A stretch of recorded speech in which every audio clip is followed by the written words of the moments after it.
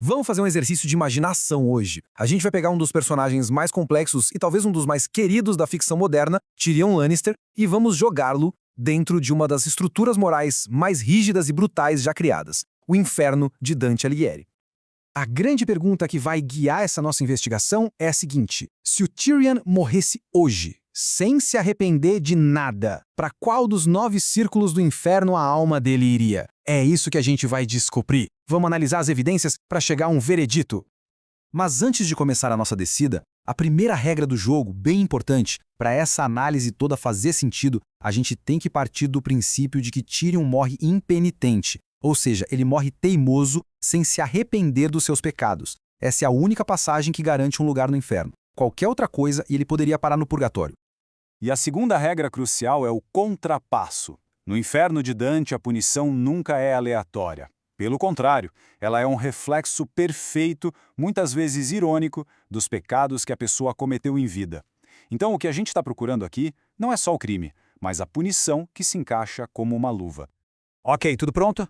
Começamos a nossa descida pelo chamado Alto Inferno. É aqui que moram os pecados que nascem da falta de autocontrole, da incontinência. Será que a jornada do Tyrion já termina por aqui? Vamos ver. Círculo 2. Luxúria. Bom, não dá pra negar que o Tyrion é um homem de muitos apetites. Ele usa o sexo para conseguir validação, conforto, até mesmo poder. Mas, diferente dos condenados de Dante que são arrastados por um furacão porque a paixão dominou a razão deles, a razão do Tyrion, essa nunca dorme. O intelecto dele tá sempre no comando. Então, por mais que ele seja um pecador aqui, não é o seu destino final. E a gula? Tyrion é praticamente sinônimo de uma taça de vinho. Só que, para Dante, a gula é um pecado que apaga a humanidade, transforma a pessoa em um animal que só busca satisfação. Já o Tyrion, bem, como ele mesmo diz, eu bebo e sei das coisas. O vinho é um escudo, uma forma de lidar com o mundo, mas a mente dele continua afiadíssima. O vício não apaga quem ele é. E o dinheiro? Avareza e desperdício, lá no quarto círculo. Tyrion usa o ouro dos Lannisters, e como usa, mas é sempre de um jeito pragmático. Ele compra a lealdade, ele financia exércitos, ele garante a própria sobrevivência. O dinheiro para ele é uma ferramenta, não um fim em si. Ele não tem aquele amor doentio pela riqueza que define os pecadores daqui. Então, vamos em frente. Agora a ira, no quinto círculo. Aqui a coisa começa a mudar de figura. A raiva do Tyrion não é aquela explosão de momento. É algo bem mais perigoso. É um ressentimento frio, sabe? Cultivado por anos e anos de humilhação, que vai fermentando e se transforma em pura malícia. É uma vontade deliberada de machucar. E é essa malícia que serve de ponte, que o leva através do rio Stygian em direção aos pecados mais graves. E aqui o clima muda completamente. A gente cruza os portões da cidade de Dis, o Baixo Inferno, e o aviso na entrada é claro.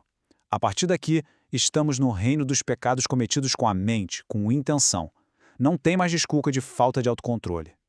Agora, a gente vai avaliar os pecados da vontade deliberada, a violência planejada e o engano, onde a inteligência é usada como arma para o mal. A coisa ficou bem mais séria. No sétimo círculo, o da violência, o caso do Tyrion é bem complexo. A violência dele na Batalha da Água Negra, por exemplo, pode ser vista como guerra justa. Ele se autodestrói com bebida, mas não chega ao ponto do suicídio. E o ceticismo dele é mais um cinismo pessoal do que uma heresia. Mas e os atos mais sombrios? Os assassinatos de Shae e de Tywin? Eles não são só violência. Eles estão misturados com algo mais, com a quebra de confiança. E isso nos puxa para um lugar ainda mais fundo. Chegamos ao oitavo círculo, o reino da fraude. E nossa, aqui o Tyrion se sentiria em casa. Ele é um mestre da manipulação. Mente, engana, dá conselhos que levam reinos ao caos. Ele se encaixaria perfeitamente em várias das valas deste círculo. Mas para Dante existe um tipo de fraude que é infinitamente pior. A fraude cometida contra quem tinha um motivo especial para confiar. E é isso que nos leva ao fundo do poço, ao último e mais assustador círculo do inferno. Um lugar onde os pecados mais terríveis não são punidos com fogo, mas com um gelo eterno. É isso! Estamos no nono círculo, o destino final, o coração congelado de todo o mal. E o pecado que define este lugar, o pior de todos na visão de mundo de Dante, é a traição. A traição, para Dante, é o uso do dom mais divino do ser humano, a inteligência, para destruir os laços mais sagrados que existem: o de família, o de pátria, o de hospitalidade. É a corrupção total. E então, o veredito final. O ato que sela o destino de Tyrion, que o define de forma irreversível no universo de Dante, é o parricídio, o assassinato do seu próprio pai. Então, se o crime é esse, qual seria a punição perfeita? Qual é o contrapasso de Tyrion? Vamos ver como a eternidade de sofrimento dele reflete de forma irônica e cruel a vida que ele levou. Imagina só a cena. Cada detalhe aqui é feito sob medida. Ele estaria na Caína, a área dos traidores da família, congelado num lago de gelo até o pescoço, numa posição de vergonha eterna, com a cabeça baixa. O frio é tanto que ele não consegue falar, só bater os dentes. O maior orador de Westeros silenciado para sempre, e suas duas grandes armas, a mente brilhante e o ouro, não valem absolutamente nada no gelo. O simbolismo é simplesmente perfeito. O gelo é a ausência total de calor, de amor, o estado final de um coração que matou o próprio pai. A cabeça baixa é a humilhação eterna do gigante intelectual.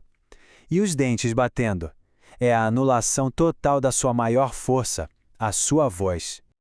Mas aí surge um paradoxo. Porque, vamos ser sinceros, a gente torce pelo Tyrion. A gente entende a dor dele. Só que a justiça medieval de Dante não quer saber de entendimento. Ela é implacável. E isso cria um conflito fascinante.